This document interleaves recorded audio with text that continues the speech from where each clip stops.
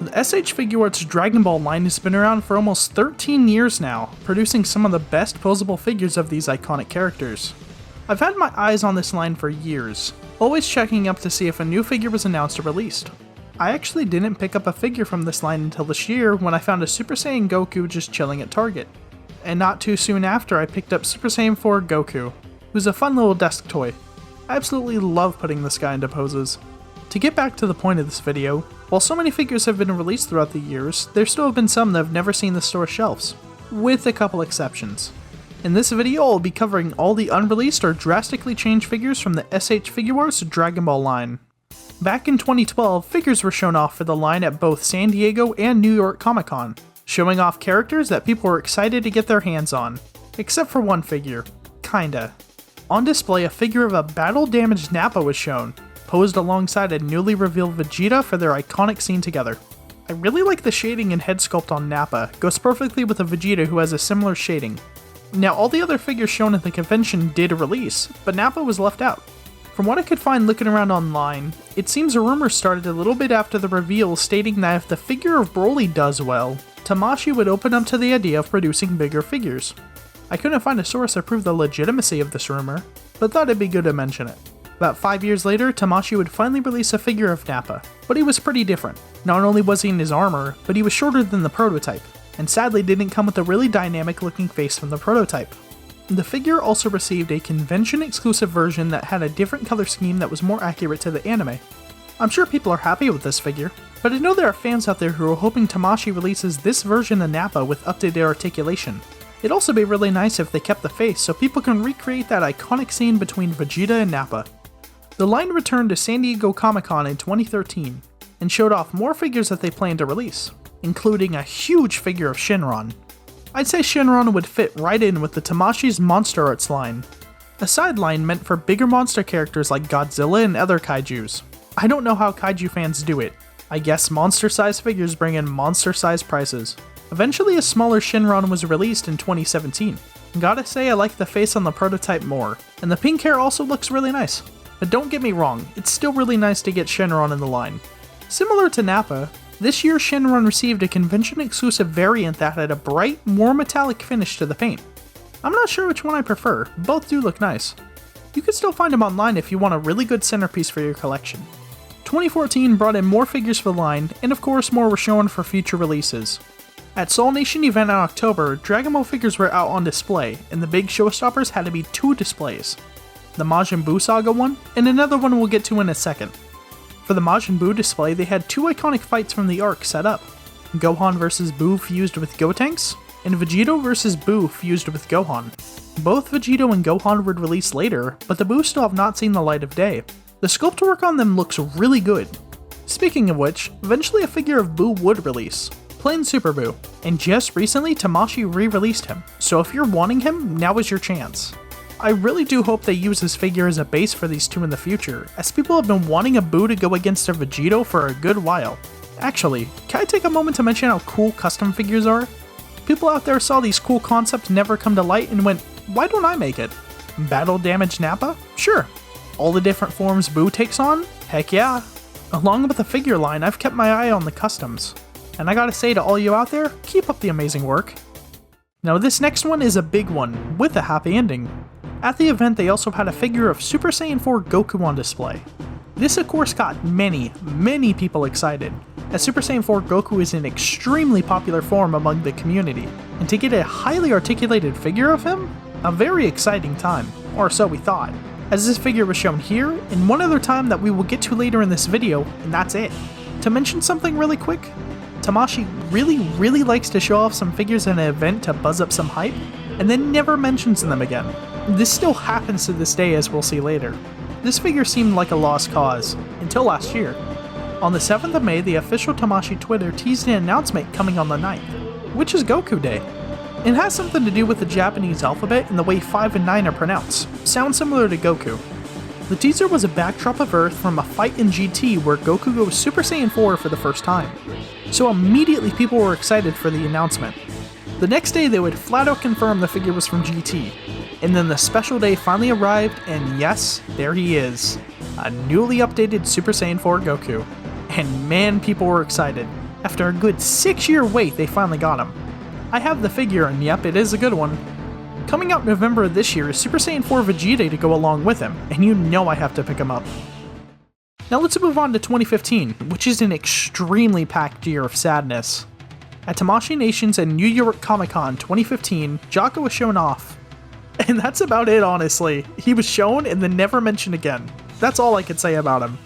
And also at Tamashii Nations 2015, so many other figures were also shown off. Super Saiyan 4 Goku was shown off once again, and this time with an adult Goku from GT. Angel Goku based on art from the manga was shown off. He looks really good, but honestly I don't see anyone putting him in any other poses other than this one. A prototype of Super Saiyan God Goku was shown off, and it took over 2 years for him to release. By then, the line had the articulation updated, so a new God Goku was made. When comparing the two, the prototype is more accurate to the source material, as when entering the form, Goku does lose a little muscle mass in his arms. Nitpick I know, but still, I think the prototype looks really good. Standing right next to him was a figure of Kid Goku. This figure took about 3 years to come out, and similar to the Super Saiyan God Goku, he was slightly different than the one released. For one, the prototype had a face sculpt that wasn't seen on the release version. Just a nice big smile. The most notable difference between the two has to be the colors. The prototype has a lighter orange color for Goku's gi, while the release one has a darker reddish tone to it. I really do wish the smile came with the release figure, but I don't think it's too big of a deal that it did not. Two quick ones to mention are Champa and Vados, also revealed at the event, and then just never mentioned again. Although I do feel like these two have a chance to eventually come out, as more figures from the Dragon Ball Super series have come out these past years. These last two I made sure to save for the end, as I feel like they are the biggest, and in one's case I mean this literally. First up is Super Saiyan 3 Vegeta, which man, this figure hyped people up back in 2015. So if you've made it this far into the video and you don't really know anything about Dragon Ball, thank you for sticking around to watch. It means a lot to me to give the video a shot even without knowing much from the series. So we'll give a little breakdown why this figure is pretty special. Super Saiyan 3 is a form not often used in the series, and in canon, it's only used by two people, Goku and Gotenks. Vegeta has never been shown using the form. Sure, in spin-off material and games he's been shown to use it, but I feel like this figure tells its own story, as he has a halo. At the end of the Majin Buu Saga, Vegeta has to take on Kid Buu by himself for a while to let Goku charge his energy. Vegeta at the time is dead and has a halo over his head. This part of the series would be the proper spot for this form, which means this figure to appear. So this figure in a way is a sort of what-if scenario, which has never been done before for this line. I think it's a huge shame that this figure never came out.